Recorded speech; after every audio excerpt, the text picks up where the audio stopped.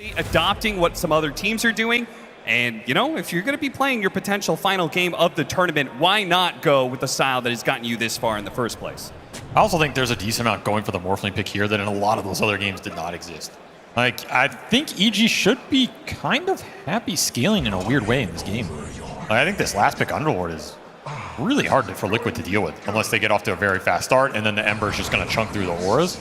If that doesn't happen, this hero makes Luna's game very hard. It kind of counteracts some of the aura. I mean, that goes both ways, but I feel like Underlord buffing up Morphling in this game is enough to go in and just start man-fighting Liquid's cores.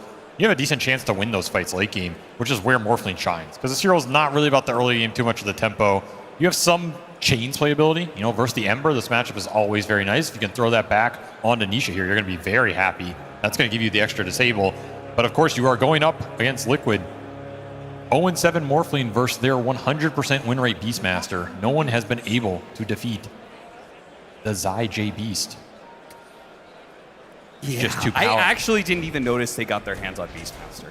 It just slips through. That actually makes the lineup feel so much worse. But fortunately, we have some great experts on our panel, and we heard specifically Faith Beyond said felt like Evil Geniuses had a chance here. So we had some great experts plus Jack. True. But you know, Jack's an adorable buffoon, so it works out. Always bounce. That is what Dota is about, bouncing everything out here. And I think this EG lineup is a lot more balanced than last game, so hopefully we'll see some more action, some more late game scaling. There's no Alchemist in the game. That's already a good sign. You know, Beastmaster does not have an extra free spell. that is a good point. He just has to do it the hard way with ancient stackings and clearing through the camps with the axes. And he can't manifest gold out of absolutely nowhere, though sometimes it feels like axes kind of do that with the way that they are so damn good in lane and so free when it comes to the mana cost anyway. Maybe that's where the free spell comes in. 50 mana cost is basically free. I think it's another place where this Morphling pick can shine. Like, the panel's talking about range carries aren't too successful in the meta. A lot of these long-range carries seem like they're very gankable. Morphling's not really a ranged hero in a lot of sense, right? This guy plays up in your face. He's very tanky, one of the tankiest heroes in the early game. And then he abuses regen almost better than any other safe laner in the game. So you're giving him stick charges here with the axes. If he gets to some early regen item, perhaps, or just ferrying it out based off Panda's net worth, like Pikaza's going to be able to stand down here and free farm. And this can become a matchup where eventually he has more base damage than your beast and starts to just overpower him. Sure. That aspect, I think, can be nice here for EG. And if they start winning lane, they could even get some flowers, right? Then Morphling could use those super efficiently. Never got me flowers. I got somebody else flowers today. Panda. Oh, yeah, it's going to be trouble. The leap comes through, and Boxy secures the first blood. Big kill to get, and I feel like this is something that happens in a lot of the Zai Beastmaster games. That lane just starts to rack up some kills, and once you fall behind, this is a hero that accelerates really fast with the stacks, so you do not want to give this lane a lead. You really do not want to give them anything early here that just gets them into the axe attack on the neutrals. It's coming. Do have some extra ore reduction in this game between Pugna Ward dealing damage versus the magic and then Whisper dealing with the physical. The EG ball is going to be decent here. There's another question of, do you want to bring Whisper to kind of counteract the Beast Luna push when it happens for Liquid? And who gets there first, right? Do the ores come out between the Beastmaster to power up the Luna into the ball? Do the ores come out for Underlord to power up the Morphling into the ball? That's why these lanes matter a lot. You fall behind with the ores and you just get to force those objectives first. Your game's a lot easier. Yeah, and I'm not even convinced that the Underlord is going to be strong enough to stand up against that kind of push. That is a lot of magic damage on the side of Liquid. Are you doubting the Lord of the Abyss, Cap? I kind of am, yeah. I know that offends you as an Abyss Lord yourself, but I don't know. I feel like you need at least Pipe to be able to stand in front of this much magic damage, you know? And even that can get purged away, right? Because that's some of the value of Oracle, which Insanity is going to be playing this time around. As you said, it's the creme de la creme of his hero pool. Can only steal it once from him before he gets too mad. Got to keep your captain happy. That's true. This hero's looked really powerful in a lot of the games. I mean, the buffs were huge. You have 2 leaps here. And he has stick, he's fine. Stick charges, so he's totally fine. It's just a question of courier, not though. Boxy. Oh no, the courier! Oh, it goes back, but it's too late. Boxy, his arrows find a mark, not the mark he intended originally. I feel like that's better than the Maiden kill. Yeah, probably. I would genuinely take Glove of Haste off Morphling here plus the courier over Maiden. going to have to walk the base anyway. Yeah, and that is a slow, long walk for Maiden. And this is just time Zai gets the free farm. Ooh, oh, that is an arrow right there. And Nisha, he's going to go in for the dive here and try and collect this kill. All thanks to Mr. Boxy. Might even get 2 for 1. Yeah, now Panda scrambling into this fight, trying to help out his mid laner, but it's a bit too late, and he may not even be able to pick up the golden experience as he's going to be chased out of lane and probably killed as he's going to walk back into the 2 of them. Arrow lands again. Boxy off to a huge start here in this game too. Mid was the lane that EG needed to go well for them so the Storm can snowball with the Pugna help. Now it's just getting reversed. You're giving Nisha another great start on Ember Spirit. All right, Mr. All Around the World here is coming in to try and win a 3rd lane from behind. Let's see if Boxy can land his 3rd arrow. Oh, spots Matthew. Doesn't go for it there, though. A little bit of a surprise to Boxy, so he wasn't ready for it. It's just the Chad Morana build, too. Leveling arrow. Oh, yeah, seriously. Better hit him. Over Starstorm? Yeah, I mean, you're either getting reported or you're getting a trophy. Question of how many you can land without too much setup in this game. I mean, you have Fortune's End on top and you have Chains in mid, so actually it's not too bad here. But of course, Boxy does not need setup. Not yet, anyway. Mickey, despite the Underlord matchup, seems to be going really well for him in CS. 32-8, so he may be having another game where he's just rolling in the gold. As Evil Geniuses have had a hard time being able to stop him in this laning phase. Whisper taking a decent amount of damage, and Sania take an equal amount back. Arrow? Oh, Whisper almost caught that one in his behind, and he's going to have to be bailed out a little bit here. The Crep Fly goes out, and Sania's low. Matthew will threaten Insania, and they get the kill thanks to Panda, who turns around, gets the Frostbite on the Boxy. Boxy's low. He has another arrow in 2 seconds, but Whisper, who hit in the trees, is going to be able to slip on by. No threat any longer. Oh no, the arrow. It spots Whisper. Whisper. Oh! The Lotus. The fight for the Lotus. That's a big Lotus to get. It's going to rejuvenate him here, and it's going to take Boxy out of a lot of action for a while. I mean, he can stay up here and keep throwing arrows, but it's not as impactful as what he was doing mid. However, I guess Nisha's got it under control here. Double damage plus catapult wave. Oh yeah, so you got to get back here fast. And he's still level 5 on C Smile as well. And we saw Nisha, I think, like the last time we watched this Ember, he put a lot of damage on the mid tower. Yes, early Orb of Corrosion, just right-clicked it down. Yep. Do hit Storm 6. This will dissuade the aggression, but he got half that tower. And that arrow eventually connects. I agree with Whisper. How not even necessary. And Liquid playing another pretty decent laning phase here. So it will be a lot of solo XP for Pakaz. Something you always like to see on the Morph lanes. Uh-oh. Uh-oh. Fight for the Wisdom Rune. It's going to be awkward because there's going to be arrow. He leaps over it, but Matthew does manage to collect first. Boxy, he gave it all. He has no leap charges now.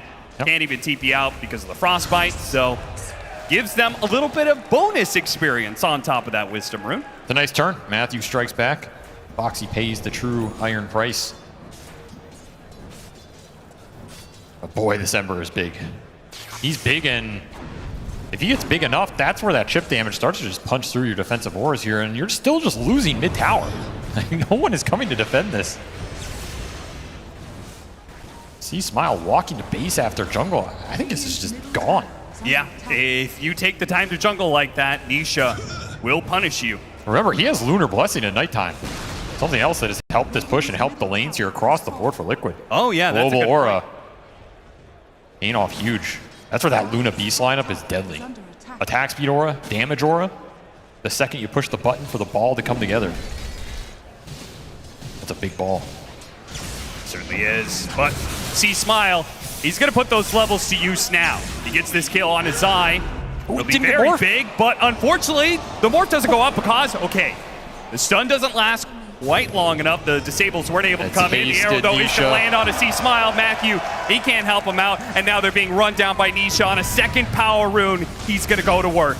Underneath this tower, jumps over, tries to finish off Panda. Should be able to do it. A Frostbite, though, will delay him a little bit, but the axes come calling. Zai comes calling. The whole Liquid crew comes calling for death in this bottom lane. Cannot ask for any better timing here for Liquid. Helm of the Dominator just completed.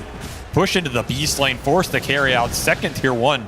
Gonna go down without a fight here for EG. Mid lane paying off big time. Yeah, this is scary stuff. When you talk about the snowball potential, when you said Beastmaster plus Luna, and you've got an Oracle behind it, you're already talking about a ball, and I feel like that ball was like a theoretical, like 15 to 25 minutes super scary timing. It's 9 minutes in, and towers are already falling. And these slights are going to hurt because you still have that global nighttime aura. That helps all these little moves from Nisha, plus Orba Corrosion. These small buffs add up, just forcing EG out of areas. They do not have the support levels to combat the skirmish right now. And you also missed your opportunity to take these tier 1 fights with the Underlord. Like, Whisper's been sitting up top here with Vanguard. This is normally where you want to dissuade those early fights with the Beastmaster lane, try and kill him back, slow down his pace. Sure. These timings are out the window. Now you're just going to have to play for the mid-late game here. Liquid are going to have a lot of room to operate. You can start stacking Ancients, which has already happened, in fact. Zai just going to go to work here. Yeah, and while he's doing that, he left his creep in the mid lane, which I think was kind of interesting. I'm not sure if it's just extra security for Nisha or extra scouting. Or extra farm for C-Smile, plus 100. Extra gold.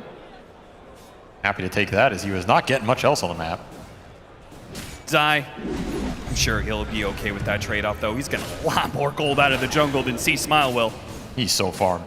This is what makes the Liquid Beastmaster so scary. They give him the farm priority. They believe the Beast is going to be carrying them in the later fights. Not something a lot of these other teams have been doing. But happy to believe in the Helm of the Overlord timings. The faster you get it, the stronger that push becomes, or even the second aura, the Pipe, the Crimson, whatever you want to go.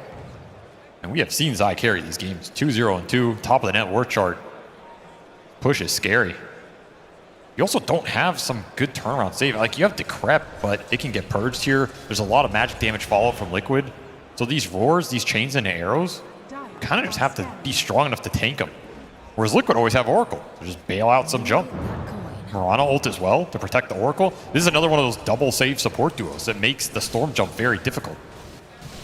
Look at that, Nisha actually ranking 3rd in the average building damage in 10 minutes. Particularly impressive if you're not playing like Dragon Knight or something every game. Doing it with an Ember Spirit in this one does, 1.6k. Heavy lifting. 5k net worth lead for Team Liquid.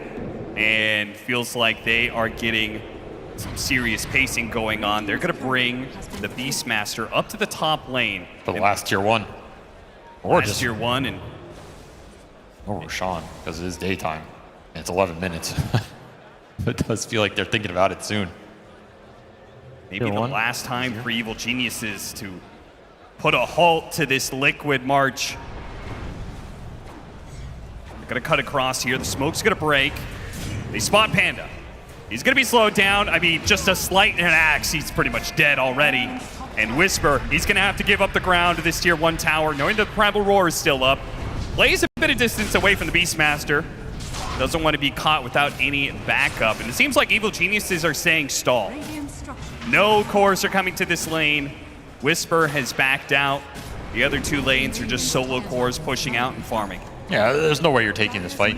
Your timings are going to have to be later on. You're going Linken's first on the Morph lane. You need more Storm items. You're just going to lack the damage again, especially into the double backline supports who can save the cores. It's a formula that worked last game. Look at the Luna TP cancel. Little economy going your way. That's actually pretty nice with the bottom lane being so aggressively pushed out. Mickey's going to have to go through the portal, walk back from the portal into lane to catch the creeps. It's a significant amount of damage being done there. I mean, you can play the rat game a little bit here if you're EG. Sure. Like, the catch is not amazing for Liquid right now as their strength is in the group up. Smoke, Boxy, and Nisha. This is pretty much their best cast. Chains into arrow is almost a guaranteed kill. They get a chains. There's the arrow. Oh, the beam. The help of the beam to ensure it. Nicely played by Liquid as they manage a sandwich. Get a big kill. Whisper, maybe a second kill now as Boxy's going to come out, help this one out too. Now, this guy's a little bit tankier, a little bit harder to kill for sure. Especially with the support behind him and more on its way. Because is actually going to join in on this.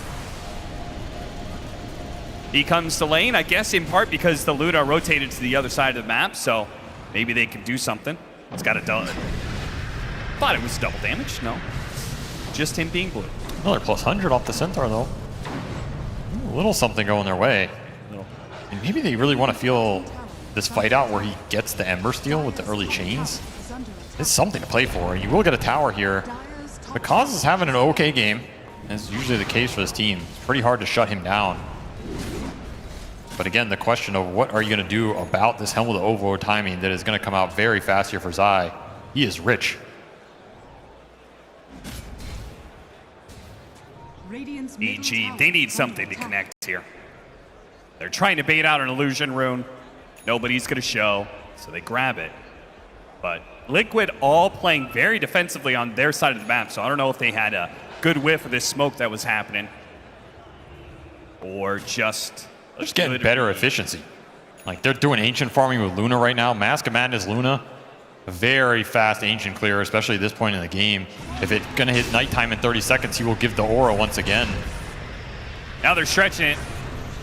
Really trying to dive deep for a kill on Insania. They won't get that, but they will get the creep once again.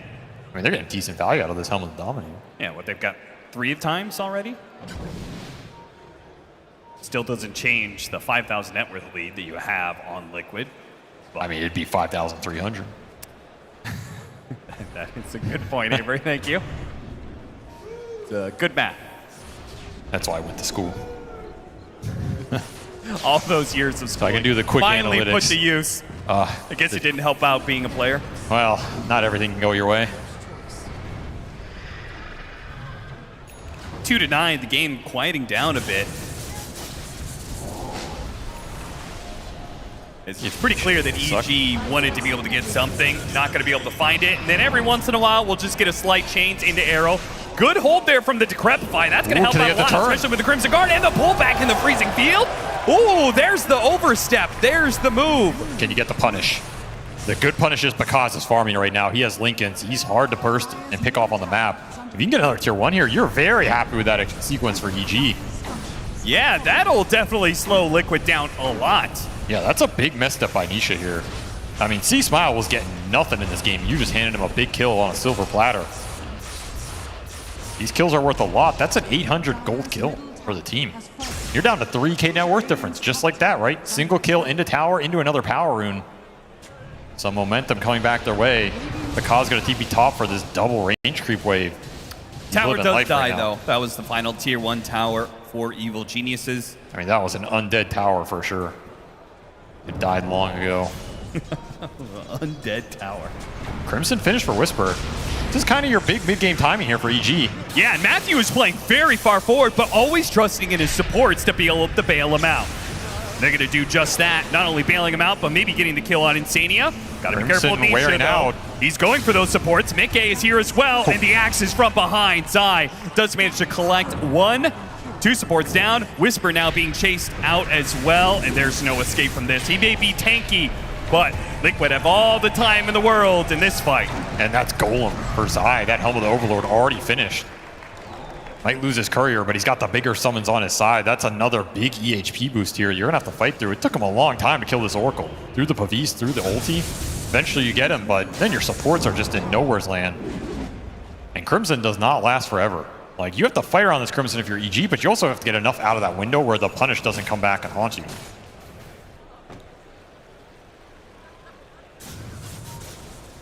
Just going to be BKB rush for C-Smile here. I don't know what else you even go. I mean, I guess you could try and go Orchid and just deal with the Oracle on your own, but that sounds really risky as well. Kind of need a BKB to deal with the stuns and the chains in this game. Another smoke with this Crimson timing. You do have a successful scan on the Roshan pit. I mean, you can't get your other heroes here, though. Is this like a suicide smoke for EG? If Bakaz is so far, C-Smile, I guess he can gate. Maybe you can get people here. Coming in. C-Smile going through the bold Oh my gate. God, that was a bold move. Holy cow. I mean, the part of the reason I think that ward went up on the high ground from Matthew, it immediately got dewarded, but it did give them a glimpse of what was waiting for C-Smile on the other side of that gate. That's one of those moves that's so bold it works. It's incredible. That's going to open up Roshan for EG, but how fast is this? Is it fast enough? And are Liquid just going to give it to him? When you have the Helm of the Overlord timing here? No way, right? But they have Zai on the other side of the map pushing into a tier 2. Yeah, he doesn't have a TP, so he can't get here. That TP died on his courier earlier, so he still has to fly it out. Maybe he forgot about it. Maybe they're just happy to try and take the trade, but that is Roshan for Storm Spirit here. A big pickup, one of the best Aegis users of all time. And Because is closing in on Manta. Highest net worth in the game to the Morphling here. If you can ever get the stolen chains, it's going to be a huge deal. Still have lockdown for this Ember before he gets to that BKB timing. Because I was so spiteful. The slight went out, all the creeps are below half health, and he just denied every single one of them. Even after the Ember Spirit jumped away, those creeps were still denied by Because. I mean, you got to send a message. Trying to give Liquid as little as possible, while getting as much as possible for himself, heading to the Manta next item, and then looking at Scotty. Do you think Aghanim Scepter, is that worthwhile against a Luna? I think you just need more important items. Like, you really need the Scotty to be able to stick on people and have the tankiness to go in and absorb some damage, because BKB is not going to protect you from everything anymore. Sure. You probably need BKB at some point in this game. Maybe you can get away with Linken's mana here, but if you get stunned and just burst down by Luna Burst, that's pretty spooky. I do think Morphling has a decent matchup versus Luna. After the Scotty point, you can get to Butterfly, Scotty. Yeah. That's pretty terrifying here. Which is why it's so curious, right, that they decided to give up Roshan on the side of Liquid. I feel like you don't want this game stretching out, and whenever you give the enemy team Aegis, it is their choice to let the game stretch. Yes. Technically, EG control the tempo right now. They are getting out-farmed on the map. And you know they want to find that fight, or at least find this Storm initiation. Perhaps they're waiting for C-Smile's BKB. Very close. Tormentors will spawn. Gonna go for the Helm of the Overlord Dragon here. Not be able to bring it down. Too tanky. Meanwhile. What you wouldn't do for an AL right now. Or a Storm Zip. That's a bold Storm Zip. That would be a suicidal Storm Zip, but it would be cool. Reign of Destiny, once again, goes to Insania. I mean, are you playing for a top 3 in a major, or are you playing for a Reddit thread? You got to decide before the game starts. Why can't they be one and the same? They can't. You can only pick one. Okay. I guess we'll play for top 3 for Evil Geniuses. Plus 250. They need to bounce back in this series. Down 1 game against Team Liquid in this best of 3. It's do or die for the next 2. They've already made history by making top 4 at a major for South America, but EG, they are a world-class team, and they are definitely in the conversation of being in that top 3. Let's see if they can prove it, though. Jumping forward, C-Smile gets the introduction onto Insania. Hello. Reign of Destiny. Hard to get these kills. Yeah, they have the Aegis to be able to utilize, but it's not easy. I mean, is this a fight? Is this not a fight? You still have Crimson. You're going to pop it. Fight now. They're going to pop the Eclipse, trying to go for Whisper. Whisper getting low. Panda covering him. The stolen arrow. Not quite enough. Nice arrow. Does land onto Mickey. But playing back, trying to go through the rift. Oh, this is crazy. They try and go through the gate, but they're denied as Nisha jumps in. Whisper's going to go for the TP out now, but the Lucent Beam lands on him. EG scrambling to get out. Oh, no! The damage, just enough. He has BKB here, but he's going to be able to get out on his second life for sure, but using the Aegis like this, that is not what EG wanted. They were on their way to, if they could win that fight, boom, easy comeback. But now, it's a very different and much darker story for EG. That also just feels bad, the way that fight happened. That is not the place on the map where you want to take that fight. Yeah. It's way too deep in a corner by Dire base. Liquid have all the vision. You're going on Oracle. I mean, you bait out some decent spells, but the chip damage is really starting to add up here. What happened to C-Smile there? What happened to his stop? Some other heroes got changed. I think they just bailed on the idea. Needed to call that Uber ahead of time. Showed up late. Now the score 4-14 with an 8,000 net worth lead for Team Liquid. With the pipe now complete on the Beastmaster, it feels like they are definitely going to be go, go, go from here on out. Do have Arcane Rune on C-Smile, and you're closing in on Paka Scotty. Yeah, but it's a way away, but can Stormsphere do anything against this ball? Yeah, that's a big question. I mean, you saw his damage look so lackluster against the Oracle earlier. This Oracle has caused them a lot of problems in these fights. Yeah. Feels like a lot of their mid-game is predicated on magical damage, which you're just getting barriered here. You're getting Fate's Edicted here. Yeah, Fate's edicts himself, and then Pavis himself. Has a chance to False Promise. Arrow lands, but to Decrepify, plus some heals. It's all good. That, of course, was a bit of a buff towards, well, not a bit, big buff towards Pugna and his Decrepify. Similar to what they did with the Oracle. They just took away the downside of these defensive spells. So to Corrupify, no longer increasing the magic damage, but also just increasing the heal you're able to put up. Pretty big swing in the change log for both of those heroes. And no surprise, they're both showing up here on the main stage, the ESL 1 Berlin. The more I watch this Oracle, the more this hero looks very hard to deal with, especially if you have other heroes who can save him. And one of the historic problems with the heroes, if you jump Oracle and then you can just take the fight 5v4, the hero feels really useless. But when he gets this tanky, when he can buy early items like Pavis, who bump up the HP, and then you have other spells to bail him out with auras in an aura meta, the hero becomes really hard to deal with. And a hero that Liquid are extremely comfortable with. So then you kind of just have to fall back to outscaling them here. Which means, again, we're back to can Pakaz put the game on his shoulders with his signature hero. I mean, so far, 0-0-0 for the Morphling. He has literally had no impact. No impact, just farm. Just every carry's dream, to be honest, because the game goes later, more and more pressure is put onto him. He becomes more and more the main character of this game. And isn't that every carry's dream? Isn't that every goal for every Dota carry player? Yeah. I think that's a lot of carries out there that this is the ideal game. Yeah, you guys are all the side characters to my story. Now that it's 40 minutes in, it's time for me to do what I do best. And you know, over the history, there's been a lot of fives that have been very angry with those carry players. Something tells me you might be one of them, Avery. I'm not going to name names. Roshan number 2. Potential spawn time in a minute here. You can see both teams are kind of setting up for it, just trying to control the area. And considering the fact that it's potential spawn in 1 minute, pretty much guaranteed to have to fight in the top side of this map, which is to EG's advantage. And he is going to go Aghanim Scepter next item on the Morphling after the Scotty. So we're going to pick up that item. I mean, this really tunes down the carry potential of Luna when you have that. This is a nighttime fight too, so you have that global aura. You see the Hawk. The Hawk sees you. Whisper out of position, in a bit of trouble. Heaven's Halberd will protect him. And gonna Matthew steal on the high Ember. ground, the arrow. Gotta watch out for that one. Fortunately, they managed to dance by that one. Immediately, Nisha jumps to the back line once again. He baits out the heroes. The 2 supports come forward, and then he nails them. Matthew, he's going to be the first one to be cut down. Pops the BKB, now go for the Crystal Maiden as well. Stormsphere tries to come in, help out, but instead he's arrowed. Boxy lands another one. He does manage to jump away. Still had his BKB to work with, too. Just catching Underlord out of position there. Does not have the full team with him.